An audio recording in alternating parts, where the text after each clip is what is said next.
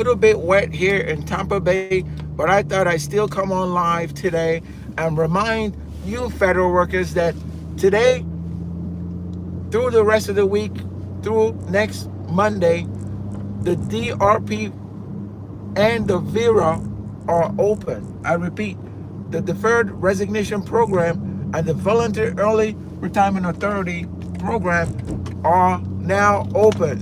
What that means, you need to actually be somewhere where you can opt in.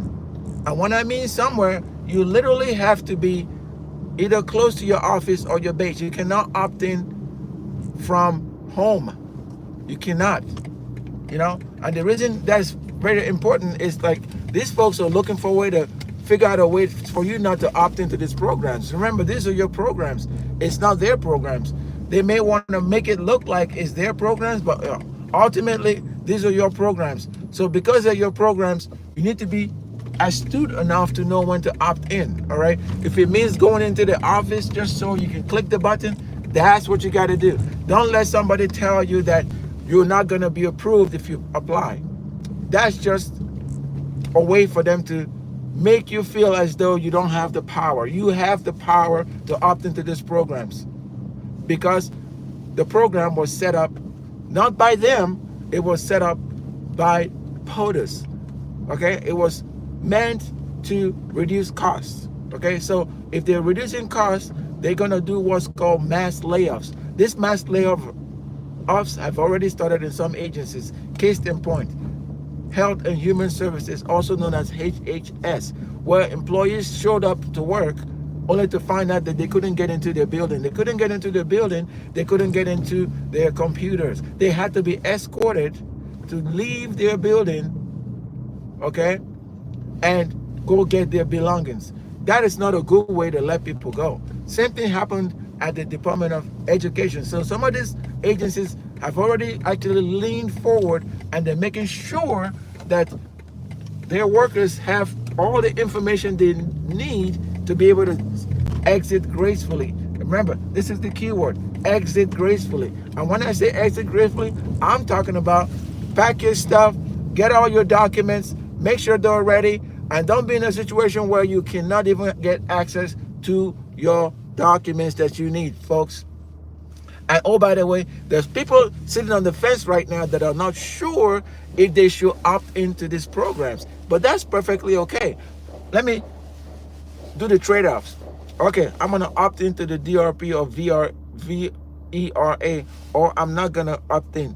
If I don't opt in, I'm possibly gonna get riffed. Hey, thank you for joining. If you do me a quick favor, tap the like button and share. Okay, what's gonna happen is gonna enable people basically to come to the conversation. I need more people to understand the urgency of what we're talking about and the importance of actually getting in there and clicking a button. Click a button, say yes, I want to opt in, and leave it at that. Let's see what the approval process is going to be like, okay? Because people are trying to discourage other people. Well, you can apply, doesn't mean you're going to get approved. Who cares? The question is, you had the opportunity to opt in. VERA was open from the 7th to the 14th, and you took advantage of that small window to make your own plan. It's your plan. It's not their plan.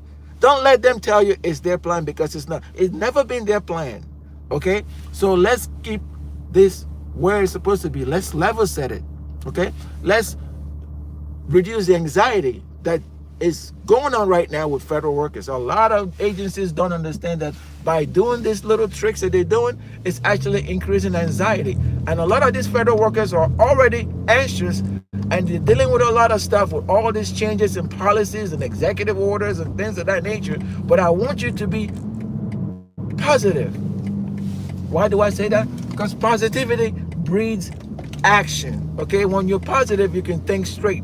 If you're not positive, you're not going to think straight. And if you're not thinking straight, you're going to make the wrong decision. Okay, so I want you to be positive. That's one thing I want you to do right now for yourself is be positive. Okay, after you're positive, then you need to figure out how to make sure that your positivity actually results in action. Okay, and that's what I'm doing right now. I'm not just talking, I'm actually doing what I'm telling you guys to do. And girls, okay? If you're a veteran, now it's time to start looking towards your veteran benefits to actually help you just in case you don't have another job, because you can get riffed. I mean, you make sure that your SF50 has the veterans preference block checked, okay, for RIF. If it doesn't, then you ultimately and should consider the DRP. And I'm telling you right now, you need to do that, because layoffs are not funny. Just because they say, oh, we're going to find you a job, it may not be what you want, folks, even if they find it for you. It may be at a lower grade, but a job is a job, it's a job, right? You may have different managers. You may have teams that are completely absolved. So they've been dissolved. You don't know who is who. You'll be joining a team that nobody knows who is who, okay? So that's why I'm like, hey, folks, this is your best opportunity to exit the federal service gracefully.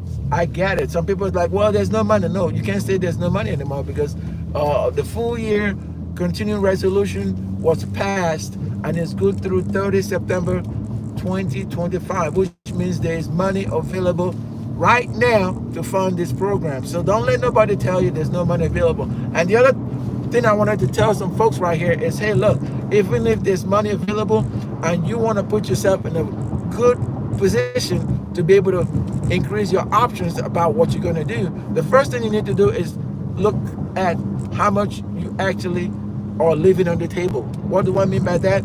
If you've been a prior service person that get out of the military, but you really did not do anything with those time, you need to figure out exactly how much it's going to cost for you to buy that time back. The reason that's important is it puts you in a better position to possibly take advantage of, say, a VERA, right? Say you had like 10 years of prior service and you then had a break in service, then you get into federal service as a civilian, and then you say, okay, I'm just going to do my 20 within federal service, and then I'm going to retire. But then you have a situation that just shows itself up right now. What are you going to do, right? So there's an opportunity for you to buy back that 10 years that you already did, right? And add it to where you are right now. That's going to give you possibly, again, I'm not guaranteeing nothing because it's subject to processing time and lead times and all that good stuff.